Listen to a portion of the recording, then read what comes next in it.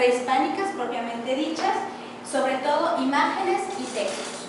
Tenemos fuentes históricas que se refiere básicamente a la narrativa de los primeros europeos que llegaron a tierras americanas, a México en este caso.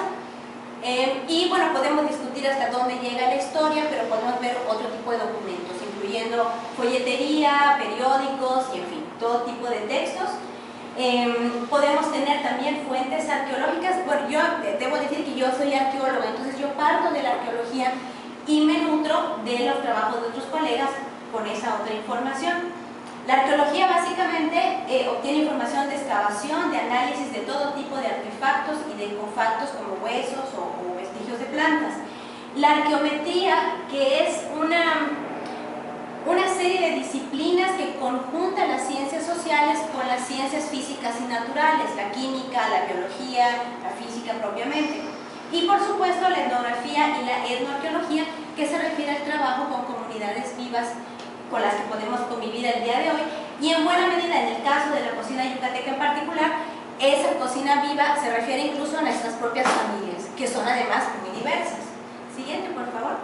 Bien, respecto a fuentes prehispánicas, no me voy a detener muchísimo en el texto epigráfico, que aquí tenemos algunos especialistas, vemos que vienen por acá, pero básicamente diríamos que el mundo prehispánico, en particular el mundo maya, tenía un porcentaje bastante pequeño de población que se expresaba a través de texto escrito, que era capaz de escribir y de leer, y hay relativamente poco arte figurativo, relativamente, desde luego hablando en términos de porcentaje de la sociedad, pero sí que tenemos una gran cantidad de imágenes.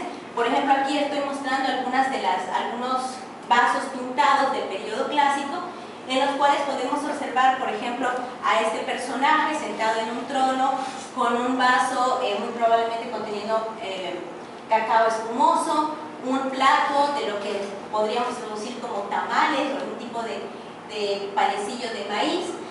Muy frecuente la representación del cacao, tenemos cacao por aquí, cacao por acá. Algunos de los animales aparecen representados, que son los que aparecen también en las fuentes arqueológicas, sobre todo venado, pavo, algunos tipos de peces, que los estamos encontrando en términos de consumo en el contexto arqueológico. Siguiente, por favor. El trabajo de los epigrafistas sin duda ha sido fundamental para aproximarnos no solamente a lo que se comía, sino también a la forma en la que se comía. Tenemos, por ejemplo, voy a dar solamente un ejemplo muy veloz, que los distintos tipos de recipientes cerámicos tenían nombres distintos que se han leído en lo que se conoce como la secuencia primaria estándar o el texto dedicatorio de las piezas, que muchas veces aparece en los bordes de las piezas pintadas, y lo que los epigrafistas han dilucidado es que las piezas tenían nombres en particular. Por ejemplo, la forma superior sería lo que nosotros llamamos plato, que se nombra a sí mismo como lac. Exactamente, gracias. Tenemos el siguiente, que sería una especie de cuenco trípode, cuyo texto se refiere como jawante. Tenemos el vaso propiamente y un tipo de cuenco. Y lo más interesante es que muchas veces este texto glífico que aparece pintado en las piezas indica el contenido. Muchas veces los contenidos son cacao, lo que podríamos traducir como chocolate, atole, y distintos tipos de combinaciones de maíz.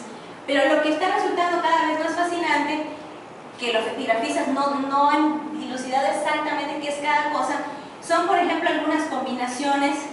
Recientemente los colegas rusos han encontrado, por ejemplo, atole de camote. Entonces se está viendo que son no solamente las materias básicas que ya conocemos, maíz, frijol, calabaza y tal, sino combinaciones muy especializadas servidas en formas especializadas también.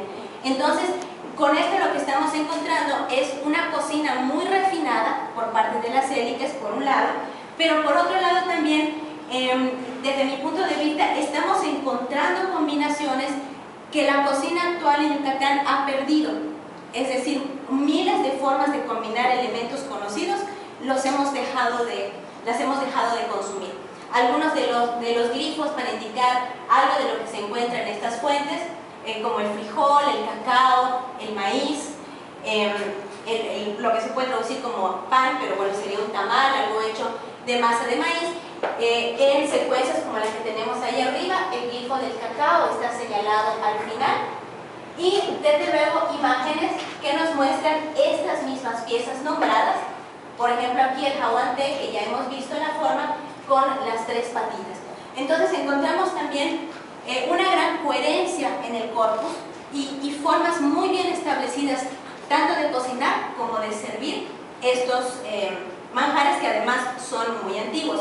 Estas piezas son del periodo clásico. El periodo clásico, grosso modo, lo manejamos entre el 250 después de Cristo y el 900 a 1000 después de Cristo. Pero desde luego muchos de los contenidos son muy antiguos y prefechan esto varios miles de años. Siguiente, por favor. Algunos ejemplos más de estas piezas que además son bellísimas y que nos muestran escenas de corte, como podemos ver en la pieza de arriba, y nos muestran también parte del protocolo de consumo de los alimentos. Vemos a los señores y la colocación de muchas de las piezas sobre los tronos con los contenidos de las vasijas. No siempre está el nombre de lo que se comía, pero poniendo todo junto podemos irnos dando una idea de cómo era esta forma de servicio y de consumo de alimentos en el mundo prehispánico. Siguiente, por favor. Aquí tenemos un ejemplo de uno de los colegas rusos, Tokovinini, que en este vaso, bueno, que ha sufrido bastante daño, él propone que estas dos ollas que están colocadas debajo del trono de este señor contenían una bebida de agave. De hecho, en el artículo, él se refiere específicamente a pulque. Yo no sé si sería pulque tal como lo conocemos, pero bueno, en todo caso se está refiriendo a una bebida fermentada hecha de agave y que se está colocando contenida en un tipo particular de pieza que sería lo que conocemos como una olla. Siguiente, por favor. Bueno, tenemos entonces yendo muy rápidamente, algunos de los antecedentes del material que las fuentes prehispánicas proveen. Por supuesto, podemos hablar de información en códices, en fin, en un montón de otras fuentes, tanto prehispánicas como aquellas fuentes que brincaron la conquista, pero que todavía están escritas en maya, en maya yucateco, en maya de otras regiones del área. El otro grupo de fuentes que son invaluables son fuentes históricas de los primeros conquistadores, de los primeros cronistas o de los evangelizadores. Por ejemplo, bueno, Hernán Cortés, que narra en algunas de sus cartas y en varios documentos, narran cosas muy diversas y no necesariamente o no siempre puede uno encontrar un apartado particular que se refiere a la forma de comer o a la forma de cocinar. Pero en algunas ocasiones, por ejemplo, don Juan de Villagutiérrez, que habla de la conquista en el Petén, narra en algunos espacios cómo cuando los encuentros eran más o menos amistosos, los mayas llevaban a los españoles bebida. Tenemos, fuentes históricas, por supuesto, hasta llegar al siglo XX, y hay unas fuentes que resultan muy interesantes para el caso particular de Mérida, que serían los periódicos. La revista de Mérida, estos son algunos anuncios de la revista de Mérida de finales del siglo XIX, y resulta muy interesante lo que la sociedad urbana está consumiendo. Algunos de los elementos prehispánicos mantuvieron una importancia fundamental. Yo diría que el rey de los alimentos prehispánicos es el chocolate. El chocolate pasa desde la época prehispánica hasta el día de hoy como un elemento central en la dieta. Hay una pregunta muy interesante que tiene que ver con quiénes consumían el chocolate, porque de manera tradicional se ha dicho que en el mundo prehispánico solo las élites lo consumían. Probablemente era así, aunque también es muy probable que solo las élites lo consumieran según en qué región. Es decir, si uno está en una región que no es chocolatera, pues es un bien escaso y que probablemente llega a menos gente. Si uno estaba en la región de Tabasco, por ejemplo, o en algunas partes de Chiapas, es posible que lo consumieran más.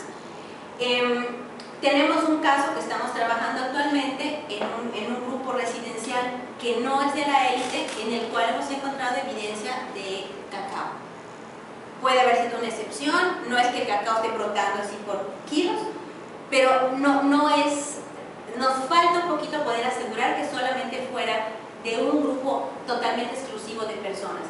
Encontramos tanto en fuentes históricas como en el mundo actual que hay momentos en el año o momentos rituales importantes. Por ejemplo, todavía hoy la gente hace chocolate en las fechas del Día de Muertos, por ejemplo. Ahí sí se preparan en casa y tal. O sea, lo que quiero decir es que un producto no puede considerarse de manera homogénea, ni para todo el área maya, ni para todos los sectores, ni para cada momento del año. Y eso es lo que hace muy rica la investigación. Entonces, bueno, tenemos el chocolate, que además en algunos de los anuncios de finales del siglo XIX ponen como algo muy especial, se vende chocolate molido en la piedra. Es decir, parece que están subrayando la importancia del chocolate molido en metate, como un elemento central que le daba o mayor calidad o mejor textura. Y tenemos lo que anunciaba el mercado de Mérida a finales del siglo XIX, y podemos encontrar algunos de esos elementos que cruzan la barrera del tiempo, y desde luego ubicuo el maíz, la pepita de calabaza, que la pepita de calabaza, la semilla de calabaza también era central y sigue siendo central en muchos de los guisos de Yucatán de hoy. Desde luego el cacao lo tenemos acá. Hay algo que resulta muy interesante respecto al cacao en particular, pero seguramente lo podemos ver en muchos otros de los cultivos, que se da aprecio al cacao según la región. Algunos epigrafistas de Turningen que han sugerido que probablemente el cacao tenía lo que actualmente conoceríamos como denominación de origen. Es decir, cacao está muy bien, pero es mejor si tienes cacao del valle de tal o el cacao de la región del cual. Y eso implicaba también mejor calidad. Lo estamos encontrando también en estos anuncios que dicen cacao de Tabasco. O en este caso, bueno, no es prehispánico, pero café de Veracruz. Es decir, esta importancia se dio en el pasado como se da en el presente. Tenemos, bueno, pasamos de las fuentes históricas a las fuentes arqueológicas. La arqueología, pues, quizá lo más conocido de la arqueología es el proceso de excavación, que pues muchas veces es muy vistoso cuando excava tumbas reales o estructuras como la de aquí arriba, en este caso un palacio del sitio de Sijo, arquitectura monumental.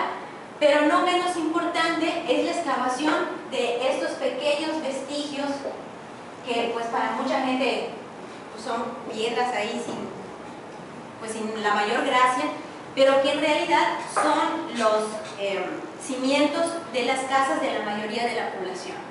Entonces, la arqueología de toda la vida ha registrado, por ejemplo, estos elementos que conocemos coloquialmente como metates, bueno, metates según la lengua mexicana, que son pues piedras de moler.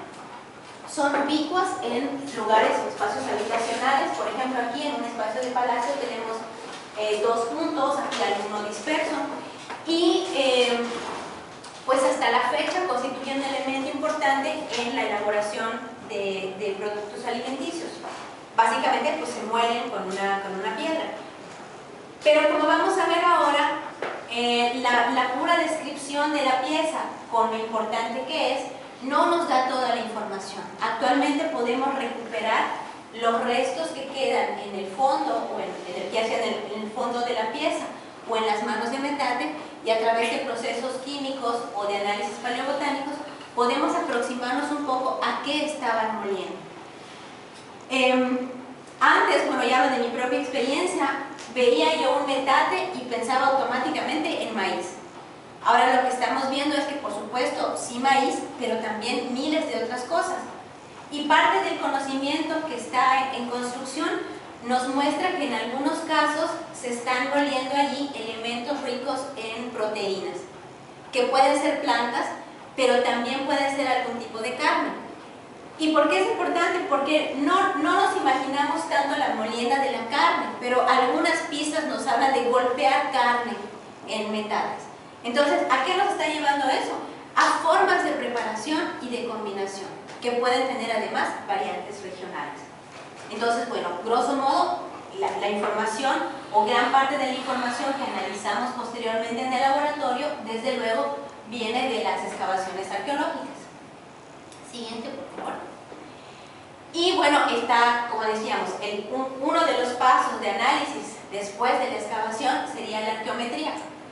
La arqueometría pues es una serie de disciplinas, el poner juntas una serie de disciplinas que básicamente combinan las ciencias físicas y químicas con las ciencias sociales.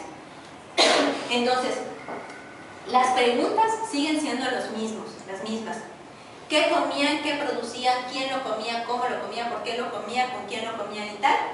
Pero la forma de acercarse aquí ya es a un nivel micro.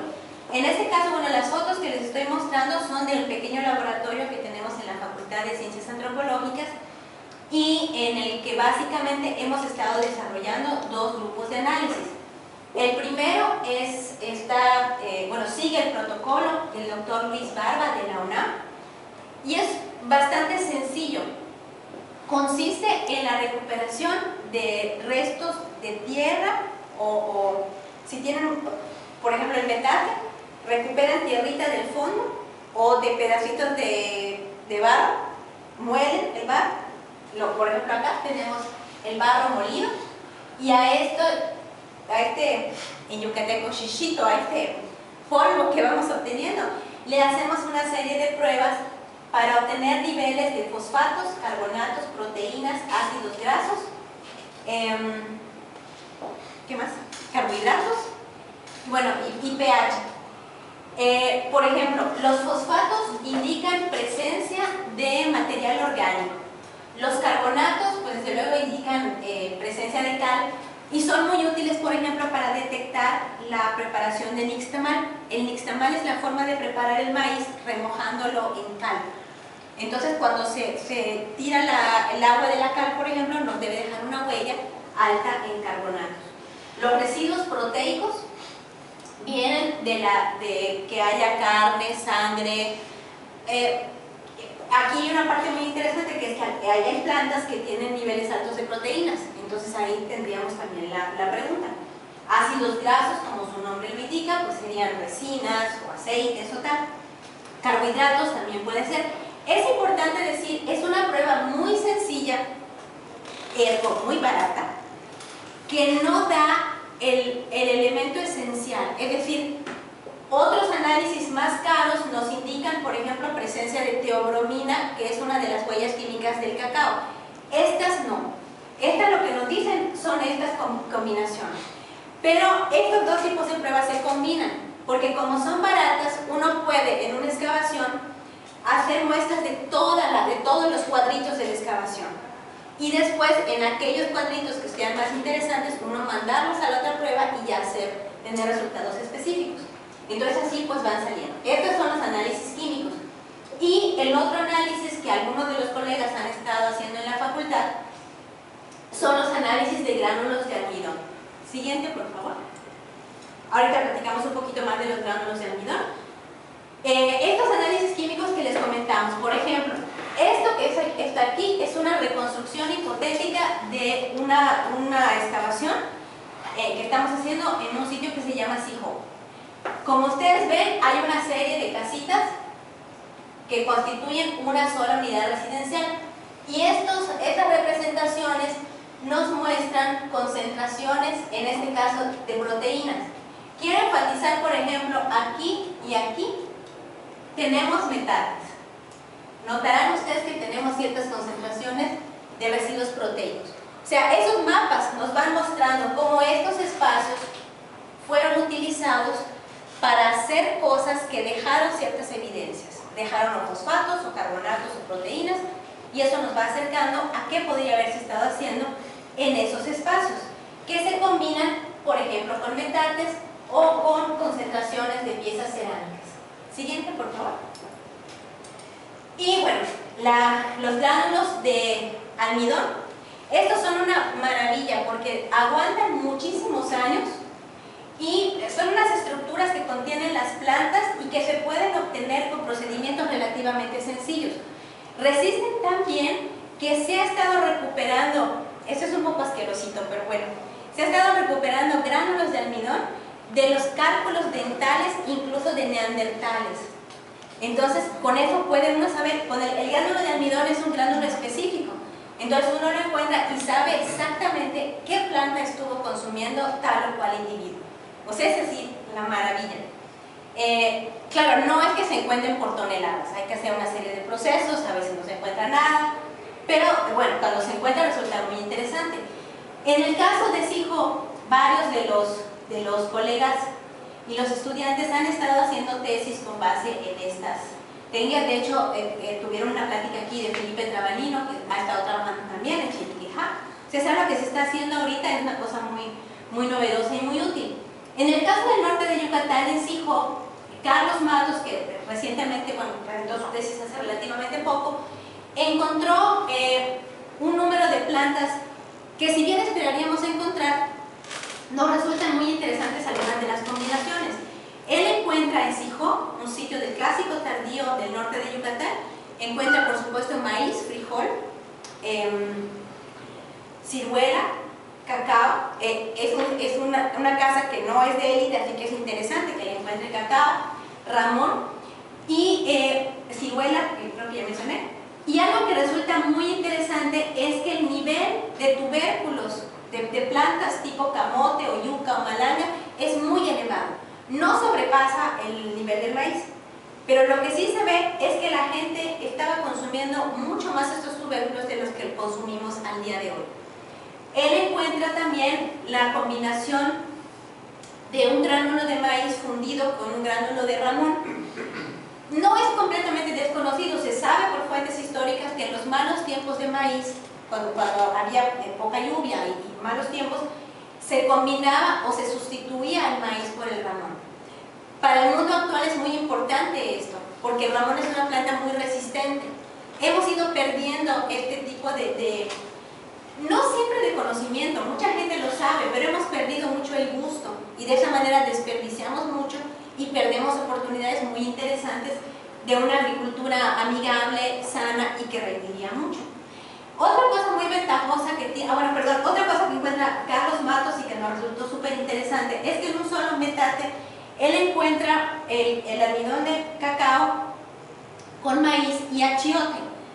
Y resulta ser que hay una bebida que no se consume actualmente en el norte de Yucatán, pero que se consume en Chiapas y creo que en Tabasco también, que se llama tascalate, y que es justamente esta combinación. Es muy buena. Quizá a los norteños, bueno, la primera vez que yo la oí me sonó muy raro pensar en chocolate con achiote, y sin embargo está muy sabroso, está muy bien. Desde luego es muy complicado asegurar que se estaba viendo en el norte de Yucatán, a menos que encontremos el texto, pero no sería raro, sobre todo dado que existe en otro lugar. Y otra cosa muy interesante que tienen los gránulos de almidón es que los daños que sufren son resultado, o sea, cuando uno se encuentra un gránulo de almidón dañado, muchas veces ese daño es resultado del proceso que sufrió, es decir, un gránulo que fue tostado tiene daños distintos de un gránulo que fue cocido en agua, y además un gránulo que fue fermentado tiene un daño particular. Esto es súper interesante porque, por ejemplo, en el caso del cacao existe la hipótesis de que la primera forma de tomar cacao en América fue cacao fermentado como bebida espirituosa, no tanto comido. Pero el problema es que, bueno, si fuera fermentado sería la pulpa. Pero el problema es que la teobromina, que es la huella química, se encuentra tanto en la pulpa como en la semilla. Entonces no se puede diferenciar en ese caso. En cambio, si tenemos el gránulo de maíz dañado por fermentación, ahí ya vamos no solo a la especie, sino al proceso. Y es maravilloso. Bueno, insisto, no es que uno encuentre miles de gránulos, es un trabajo muy lento y que hay que irlo haciendo, pero es muy esperanzador. Siguiente, por favor. Bueno, otra fuente absolutamente maravillosa son los recetarios. Pues podemos considerarla una fuente histórica. Se discute mucho la cuestión de la gastronomía, porque desde luego las definiciones pueden variar, pero para algunos investigadores gastronomía solamente es gastronomía si está plasmada en este tipo de documentos, es decir, si hay una regla fija que los cocineros tengan que seguir. En ese sentido, la cocina maya, y sobre todo la cocina maya prehispánica, no sería gastronomía, sino sería, pues, cocina. Yo no estoy totalmente de acuerdo, porque aunque entiendo el punto y pienso que para el mundo occidental sí, me parece también que estaríamos forzando un concepto que es occidental a una forma de vida diferente. Es decir, no tengo ni noticia de algún recetario prehispánico, probablemente lo hubo, seguramente lo hubo, nada más que no lo tenemos, pero estoy, con lo que sabemos de lo que eran las cortes prehispánicas y las cortes mayas, yo creo que es muy probable que hubiera formas muy específicas de cocinar los diferentes guisos. O sea, no creo que cada quien hiciera lo que quisiera, ni que el rey dijera, ah, bueno, pues lo mismo da doña señora que doña otra. No. O sea, dada la especialización que se ha visto en el mundo prehispánico para la mayoría de las artes, yo pienso que perfectamente podríamos hablar de una gastronomía prehispánica. Claro, bajo esta definición, no, hasta ahorita no. Pero, bueno, de hecho, en Yucatán, el recetario como tal, más temprano, es bastante tardío, que es este que tenemos aquí. Bueno, es una reedición de 1832, que tiene además este nombre tan bonito, Prontuario de cocina para un diario regular, de doña María Ignacia Aguirre, bien conocida por lo primorosa en el arte. Este es, bueno, de principios del siglo XX. No tiene fecha el recetario, pero parecería de alrededor de los años 20 del siglo XX. El almanaque Espinosa de 1950, estos pues ya son posteriores, de los años 60, 70. Pero lo que encontramos que resulta súper interesante es que los recetarios editados en Mérida tienen un énfasis muy fuerte, sobre todo los más tempranos, en cocina europea, en cocina más bien española. La señora, bueno, ahorita vamos a ver algunos de los detalles, pero sobre todo en este primer recetario, el énfasis es en lo que se importa. Es el que está incluyendo vinos, está incluyendo, no sé, alcaparras, cosas que vienen de allí entre los mares. El recetario de la señora Concepción Hernández es impresionante. No creo que todos los guisos que ella pone en su recetario fueran guisos de toda la cotidianidad meridana, pero son 2 tomos de guisos, de miles de sopas, miles de carnes, y que vea uno los guisos ahorita que consideramos yucatecos y que siendo deliciosos son realmente un número mucho menor. Siguiente, por favor. Uno de los recetarios, bueno, más recientemente se ha hecho más investigación sobre la cocina maya.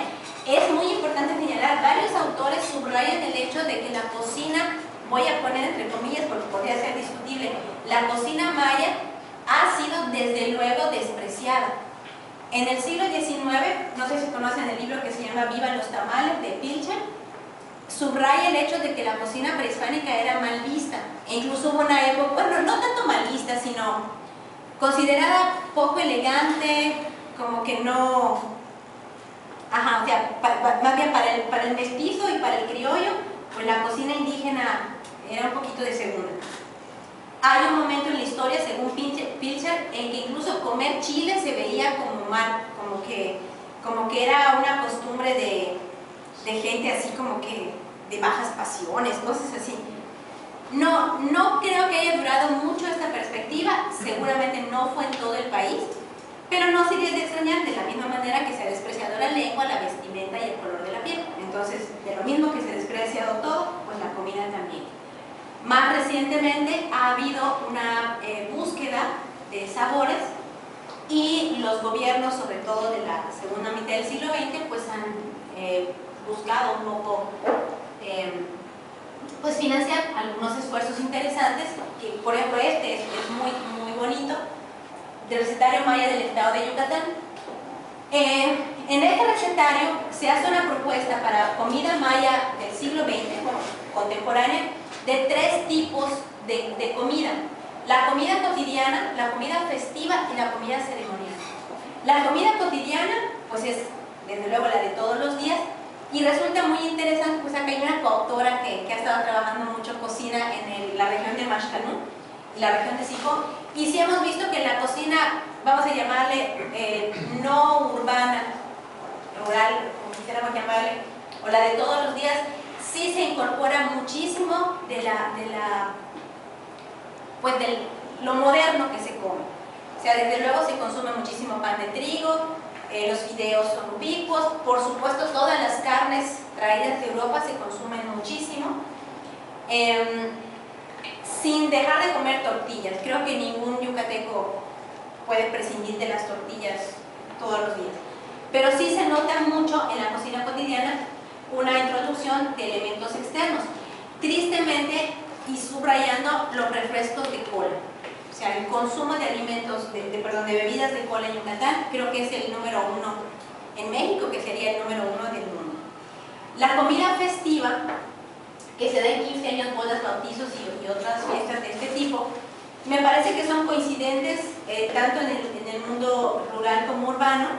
Algunos de ellos que serían, por ejemplo, el relleno negro, la cochinita pibil, algunos que son como muy típicos, el relleno blanco.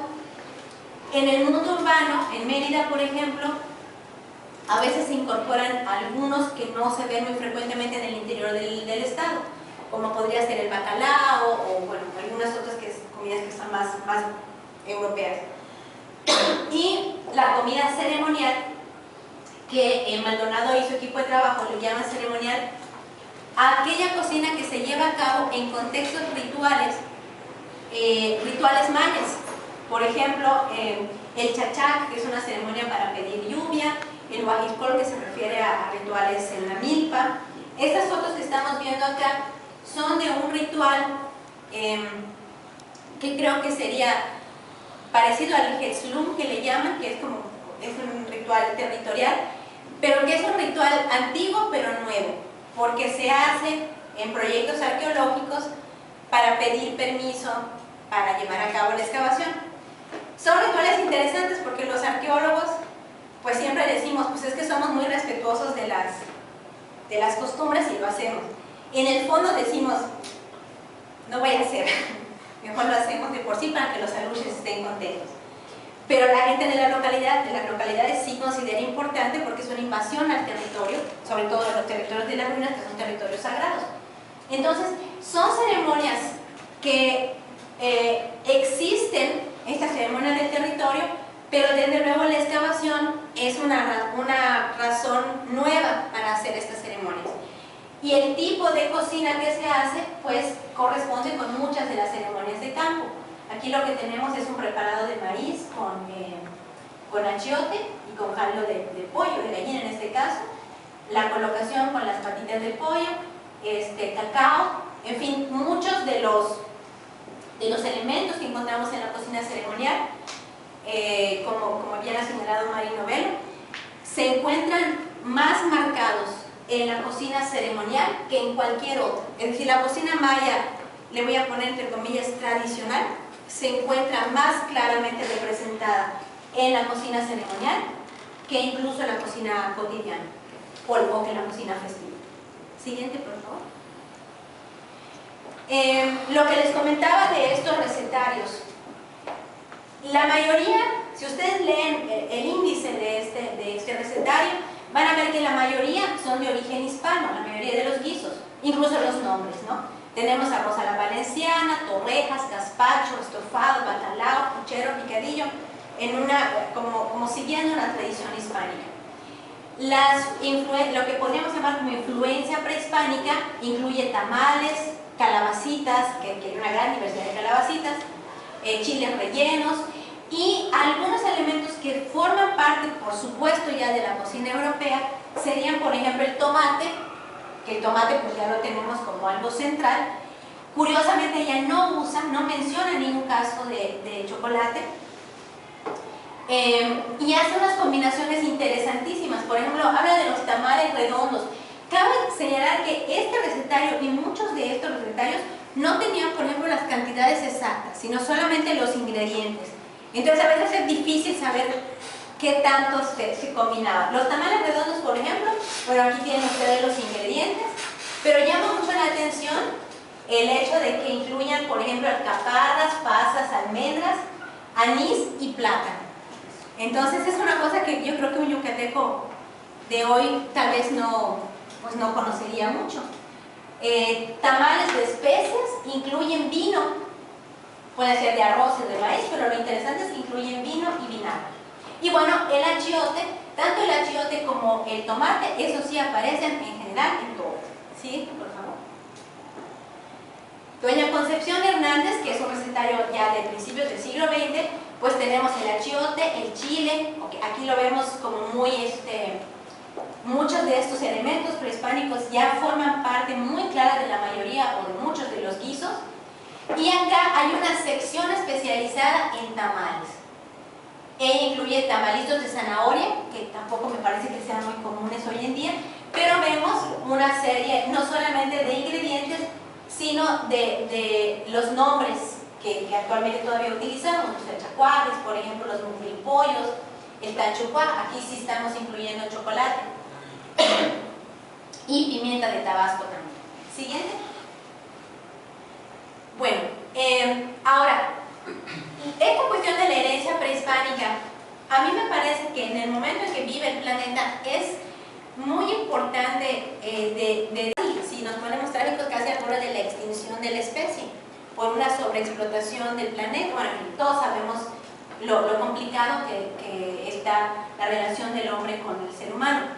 Resulta muy interesante en el caso de Mérida la manera en la cual nos hemos alejado de fuentes de alimentos que serían más fáciles, bueno, no fáciles no, que serían a lo mejor más baratos, más sanos, más amigables con el ambiente, con los que actualmente no contamos. Ahorita estamos importando maíz, por decir algo. Cuando nos movemos de los grandes supermercados al mercado, nos preguntamos, bueno, a mí me pasa, ¿por qué voy al supermercado? O sea, va uno al mercado y la diversidad que se encuentra, la frescura de los alimentos, hay tantas cosas. Por X o por Y uno acaba yendo por las prisas al supermercado de la esquina. Pero ese es el tipo de cosas que valdría la pena preguntarnos si tenemos que hacer y mejorar las estrategias. En el caso del mercado de Mérida, realmente lo que vemos es una fusión de 30 siglos. Tenemos, bueno, esto es manteca. El cerdo está, pues nos rebosa por los poros. El cerdo se consume muchísimo en todas sus formas. Pero, bueno, el cerdo de verdad lo vamos a ver muchísimo, pero mucho de esto que podemos encontrar, pues es lo que estaban comiendo los ancestros hace realmente 30 siglos. Tenemos el chocolate por acá, la miel, los miles de tipos de frijoles, los recados, que son combinaciones, son esas combinaciones justamente que hacen de la comida una gran variedad de muchísimos sabores, de más o menos picor, y además, por ejemplo, las formas de cocinar. Aquí tenemos la hoja, bueno, el plátano pues no era local, pero había hojas previo a que llegara el plátano. Siguiente, por favor. Pues estas son más cosas que encontramos en el mercado. Esta forma de cocinar los elotes, que son en horno PIB, que llamamos, bajo tierra, pibinal, lo llamamos en particular, que es el elote, pero sabe muy distinto del elote sancochado, por ejemplo. O sea, son sabores muy particulares. Todo el mundo sabe que un tamalito de espelón sabe muy diferente de un tamalito de pollo o un tamal colado, es una gran variedad. El aguacate, por supuesto, el puerco. La masa de maíz, pozole, es otra cosa que aquí no vamos a abundar, realmente no hay tiempo, pero el mismo maíz se remoja, se pone con cal, sin cal, se cuece, se hace, se tuesta, se combina de miles de formas. El pozole de tiempo ancestral se hace bolitas y los campesinos lo llevan a la milpa, y cuando van a comer al mediodía sacan el pozole, que se puede combinar con chile, con sal, con miles de cosas, y es muy nutritivo. Aun cuando se deja varios días y le sale moho, se puede tomar, y es más, adquiere sabores particulares. Y esto lo seguimos encontrando el día de hoy. Landa lo tiene perfectamente documentado en el siglo XVI y es desde luego muy antiguo. Los ibecitos acá, y combinados desde luego con frutas y verduras traídas de otros lugares del mundo. Siguiente, por favor. Mucho de lo que hemos perdido de los dulces. Ahorita yo francamente dudo que muchos chocolates que compramos tengan realmente cacao. O sea, muchas veces hasta la propia etiqueta dice con sabor a chocolate. Y hay una gran variedad de dulces que hemos perdido en nuestro paladar, o el paladar de nuestros niños. Yo creo que ya es muy raro que quieran comer calabacitas meladas o camotes melados, distintos tipos de tubérculos en almíbar, las combinaciones de semillas de calabaza incorporando el coco, muchas frutas de la tierra como los cocoyoles, algunos tipos de ciruela, los isuajes. También hay que decir que el azúcar vino a sustituir la miel además mucho más sana. Estos que son los que llamamos cariñosamente zapotitos, que son una muy fina elaboración de semilla de calabaza con azúcar pintada de maneras muy vistosas. Este es de una señora encantadora, doña Rosa, que vive en la localidad de Sijó y que tiene no es exactamente una cocina económica, sino que en su cocina, en la mañana, prepara como fast food a la yucateca. Entonces van a ir corriendo y se lleva sus panuchos o sus empanaditas o cosas así, y solamente durante la mañana. Entonces ella nos estuvo ayudando muchísimo a registrar esta cuestión de las comidas y me contó de un guiso que yo no conocía que se llama onsiquilbul, que es, pues la base sería frijol con semilla de calabaza, y me dijo que me la podía preparar. Es una cosa que me gustó muchísimo por varias razones. Me gustó mucho porque es, ahora sí que mesoamericana de corazón, el centro es lo mesoamericano. ¿Qué tiene? Tiene el maíz nixtamalizado, achiote, chile habanero, amulado, semilla de calabaza, apachurrada y frijoles. Entonces, bueno, me gustó mucho porque había un programa muy famoso que se llamaba Con solo 5 ingredientes, que era del canal Gourmet y no sé qué, y era con esos 5 ingredientes cómo se puede preparar un guiso que cambia al combinarlo de otra forma. La otra cosa que me gustó muchísimo es el refinamiento de doña Rosa para preparar este guiso. Bueno, de hecho todo lo que doña Rosa prepara es de una delicadeza realmente muy, muy especial. Y aquí vemos, doña Rosa no es chef y no vende en un restaurante, pero la manera en la que ella es perfeccionista me hace pensar en que hablar de no gastronomía en el mundo prehispánico como que no me llega a convencer. Que ella tiene que moler todo muy fino y colarlo todo tantas veces como sea necesario para que la textura sea suave, sea fluida, y la manera de prepararlo es, bueno, tiene su maíz nixtamalizado, lo muele muy finamente, cuela el achiote, cuela apachurra el chile habanero, lo cuela también, cuela muy finamente la semilla de calabaza molida y va saliendo esta especie de col que le llamamos, muy fino. Es el maíz, como un atole de maíz con todos los ingredientes que les he comentado, y previamente ella ha puesto a hervir una olla de frijoles. Cuando los frijoles ya están bastante cocidos y ya están muy hirviendo, le echa todo el demás preparado. Y lo que queda es esta combinación, pues evidentemente muy nutritiva, que además ella combina con una forma de tortilla, diríamos, pero ella no es tortilla en realidad, es una cosa que se llama pencuch, que uno diría, pero pues sí es lo mismo, es maíz, masa de maíz, pero no es lo mismo, porque la tortilla se hace en la mesa, con la mano. Esta no, esta se hace con las manitas, así queda un poquito más gordita, puede ser con masa del día anterior y se pone al comal. Entonces lo que ella dice es, no, esta comida no se come con tortilla, se come con esto otro. O sea, hay también una suerte de combinaciones necesarias y no cualquier cosa con lo que se sigue. En el mundo urbano tenemos también la herencia prehispánica muy fuerte, desde luego ya muy combinada con los elementos españoles, pero todavía muy fuerte. Aquí tenemos, en Yucatán, como tanto en la ciudad como en el campo, tenemos en los días de muertos la comida típica de estas fechas, que son los pibes.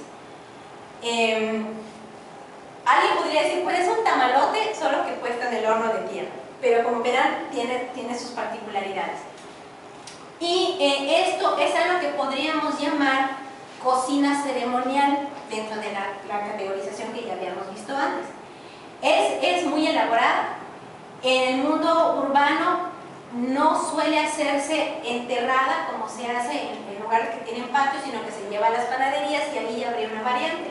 Pero bueno, básicamente se coloca a hervir caldo, pues aquí se incluyen las carnes europeas, por supuesto, y la carne se desherra. Al caldo se le echa tomate, cebolla, cilantro y así. Y se hace una preparación semejante a la que vimos en el caso de Doña Rosa de Sijo, que es un col que lleva maíz muy finamente colado, achiote y aquí sí la manteca. Sería muy interesante preguntarnos cómo vamos a mantener la cocina yucateca o ciertos guisos de la cocina yucateca un poco más sanos, porque le metemos un montón de manteca que en el mundo prehispánico no había. Entonces sería interesante ver de qué forma podemos reducir los elementos menos sanos de la cocina. A ver si alguien no me lincha aquí por decir barbaridad. Pero no teníamos, esa grasa no existía en el mundo prehispánico. Entonces aquí pues queda buenísimo porque tiene un montón de manteca. Se le pone el espelón con más manteca, el achiote también muy finamente colado. Siguiente, por favor. Aquí Doña Silvia le está poniendo más achiote, alcohol para que quede bien rojito. La masa tiene que quedar muy bien mezclada, muy perfectamente homogénea. Se utiliza las fibras de nequén para luego amarrarlo. Entonces un molde de plástico, de metal se forra. Hay muchas formas de hacerlo. En este caso, en el molde de metal se forra, se ponen las tiras de nequén, se pone la hoja de plátano, se coloca en el fondo la masa. Como ven, está muy humedita. Esa humedad es manteca. Entonces, claro, cuando uno la come, está así buenísima. Se pone el col en el fondo. Siguiente. Se rellena de la carne, en este caso de pollo, pero puede ser de puerco y de res. Y luego se hace una tapa con la misma masa, que con mucho cuidado se va a colocar cubriendo, como si fuera un enorme pie. Luego se humedece con el achiote, como ven el achiote también tiene manteca, y se cubre con las hojas, se amarra muy bien, y así ya está listo para poner en el horno. Entonces es muy laborioso, muy tradicional, y resulta muy interesante que las redes sociales, bueno, yo solo me muevo por Facebook, pero que ve uno que el PIB está como sobreviviendo con mucha fuerza. Hay varios memes curiosos que salen en estas fechas no sé, hay uno que me encanta, que salen unos muñequitos que dicen, ¿qué somos? Y contestan otros, yucatecos. ¿Qué queremos? Comer PIB. ¿Desde cuándo? Desde ahorita. Entonces es interesante porque son los chicos jóvenes que están tomando esto que es ancestral, en cierto modo, sin duda con variantes, pero ¿de qué manera esto está pasando? Creo que es una excepción. En lo general, creo que mucho de esto se está perdiendo, pero resulta interesante que ciertas tradiciones de origen prehispánico están como logrando trascender a la modernidad. Siguiente, por favor. Y por supuesto, este PIB, que es el que vimos de Doña Silvia, tiene infinidad de variantes. Este se hizo la misma noche y lo hizo su cuñada con ciertas variantes. A la cuñada le gusta poner los tomatitos cortados así, con una enorme cantidad de chile habanero, que lo pone encimita, con otra forma. Implica entonces variedad dentro de la familia, implica colaboración. Es una de las fechas en que no solamente se come juntos, sino se prepara juntos. Está la familia allá, En el caso de doña Silvia, ella hace además pibes para vender, y entonces en este caso se rompe la relación de género de solo la mujer cocina. Esa noche los hombres están allí ayudando a la señora, están todos trabajando, y entonces hay una relación diferente de familia, solamente, no de familia, sino de rol de género para esa noche. Siguiente. Y bueno, el último caso para mostrarles es lo que les comentaba en el caso de la cocina ceremonial de Sijó en Yucatán. En este caso, para la excavación, en 2 ocasiones que hemos excavado, pues hemos hecho la ceremonia para pedir permiso, y esta es una ceremonia de campo en la cual los que cocinan son los varones. Las señoras acuden, porque las señoras hacen, esta ceremonia se hace en el campo, en la excavación, y las señoras, las esposas de los señores trabajadores, hacen las tortillas en sus casas. Todo lo demás lo cocinan los hombres en el propio lugar. El men que lleva a cabo la ceremonia incluye dentro de la misma, para ofrendar a los señores del monte, por supuesto, las preparaciones de maíz, atole, pozole, cacao. Esta es una forma muy interesante de preparar el cacao, que es un cacao molido, pero molido no muy fino, y es muy grueso. Entonces sí se bebe, pero uno masca el chocolate, y es una cosa muy buena porque es el chocolate, no es de polvo ni nada, eso sí, con mucha azúcar. Pero esto que ven ustedes aquí está ofrendado. Se hace la preparación la hacen los hombres. Esto es una combinación de caldo. Es como el col de doña Silvia y de doña Rosa, solamente que más espeso. Tan espeso queda que se tiene que mover con una pértiga, y los hombres son los que tienen que moverlo, realmente está muy pesado. Luego esto se distribuye y se ofrendan en la mesa que vamos a llamar el tipo altar, mientras el men lleva a cabo la ceremonia, ofrendando todo lo que se está poniendo en la mesa a los señores del monte. Se incluye también tabaco, y se incluyen, por supuesto, bebidas embriagantes, que en este caso es ron. Una ceremonia en Chichén Itzá de hace muchos años, lo que se ofreció fue balché. Entonces tiene que hacerse la ceremonia. Muy interesante es el hecho de que nada se puede tirar. Todo lo que se ofrece tiene que consumirse. Incluso la ceniza del cigarro no se tira, sino se va guardando. Con el alcohol resulta interesante porque pues nadie de los que estábamos ahí podíamos tomar realmente, porque unos manejábamos, otros hacían otra cosa.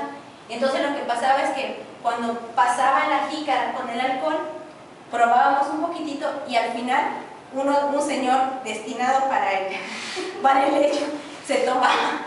Entonces claro, una sola persona quedaba así medio mareada, porque no puede tirarse. Entonces son dones que tienen que consumirse. Después del rezo, estas grandes pilas se voltean y toman esta forma. El col se solidifica bastante y llega a poder cortarse de esta manera. Tiene las vísceras de las gallinas, el colorcito lo da el achiote, y como ven, se hacen distintas combinaciones con maíz. Pero en este caso, o sea, en el caso de doña Silvia, por ejemplo, vemos esta relación familiar de la preparación del alimento. En este caso vemos no solamente la relación de la comida entre humanos, sino la relación de la comida entre humanos y con las otras fuerzas de la naturaleza, o como queramos llamar, con las deidades, o con lo otro. Siguiente, por favor. Y eso podemos ver en algunos casos, pero si prestamos un poco de atención en Yucatán, pues mucho de lo que vemos en la vida diaria tiene un gran componente prehispánico. Desde los muchísimos tipos de preparar tamales, hasta los isuajes, que son como tortillitas más crujientes, que se pueden tomar saladas o dulces, combinaciones de maíz, en este caso con un tipo de frijol, puede ser con ibes o con algún otro tipo de frijol, combinaciones con chaya.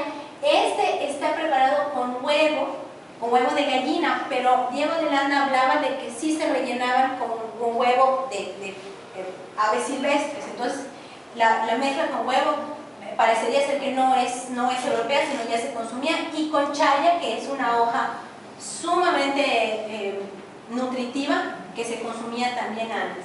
Estos son oroches, que son también bolitas de masa rellena de frijol y de pepita y rociada con salsa de tomate. Un problema, pienso yo, que tiene la comida yucateca actual es que todo es frito. Entonces, pues sí, un montón de grasa. Pero pienso que puede uno ponerlo más bien al comal. El relleno negro, que es una comida, no la ceremonial de campo, sino la festiva, digamos, ¿no? Que se come en bodas, 15 años y tal. Muchos de los frutos que todavía se utilizan para mantener caliente la tortilla. Entonces, estamos hablando realmente de una historia muy larga, realmente 30 siglos, si no es que más, que todavía no tenemos como parte de la idiosincrasia, que lamentablemente poco a poco vamos perdiendo en algunos sectores y peligrosamente quizá a mayor velocidad.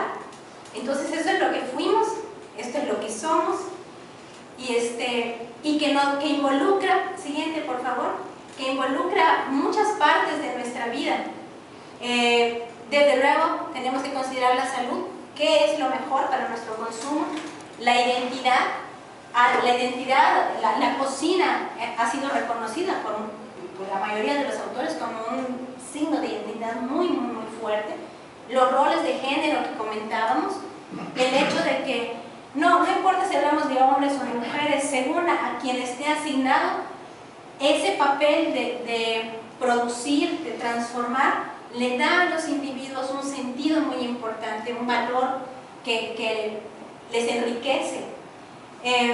Producción, por supuesto, una forma de producir que estamos perdiendo, y eso es una tragedia, es la producción en solares, que antes todo el mundo tenía su matita de apazote, eso también está perdiéndose.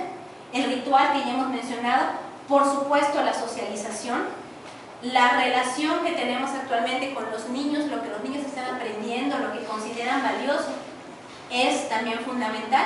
Por supuesto los tabúes, es muy variable en distintos lugares del mundo, qué se puede comer y qué no se puede comer, las formas en la mesa, todo esto que estamos comentando. Y entonces, pues, bueno, esta foto que está aquí, que parece que no tiene que ver, es una foto de Sijo de un fin de curso. El fin de curso en esta comunidad, bueno, hacen seguidos el fin de curso del kinder, de la primaria y de la secundaria. Entonces todo el pueblo se junta, sacan las mesas en la calle principal, cierran el pueblo y todo el mundo lleva la comida de su casa. Entonces, en esa ocasión que nos invitaron, pues fuimos como padrinos de generación, comimos casi hasta reventar porque las familias van trayendo las distintas comidas. Entonces es algo muy importante para la socialización. En ese caso era más bien, no era la comida ritual de milpa, sino más bien, bueno, ven ustedes, están muy presentes los refrescos, pues más comida un poco más europeizada, digamos, ¿no? Siguiente, por favor. Y pues la cosa es que yo creo que es un tema que es muy importante tratar porque el mundo se enfrenta a retos sumamente importantes. Podríamos hablar de hambre también, pero en el caso particular de México, pues tenemos un serio problema con transgénicos y con pesticidas que en el caso de la península están poniendo en peligro a las abejas, que son fundamentales, por supuesto, para la supervivencia de las plantas y consecuentemente de los humanos, pero en el caso particular de la península de Yucatán, la miel ha sido un elemento central tanto en el consumo como en la venta. La miel de la península se ha vendido a Europa, pero los estándares de compra son muy específicos, no deben contener transgénicos. Entonces, pues es un problemón. Y la otra cosa, pues es la parte trágica. La parte feliz es el hecho de que son sabores realmente maravillosos, muchos que yo creo que podemos recuperar todavía más, combinaciones que podemos experimentar. Prueben si pueden el chocolate con achiote y chocolate, achiote y maíz, que suena raro pero es delicioso y que bueno, yo creo que hace la vida disfrutable. Y pues es todo. Muchísimas gracias.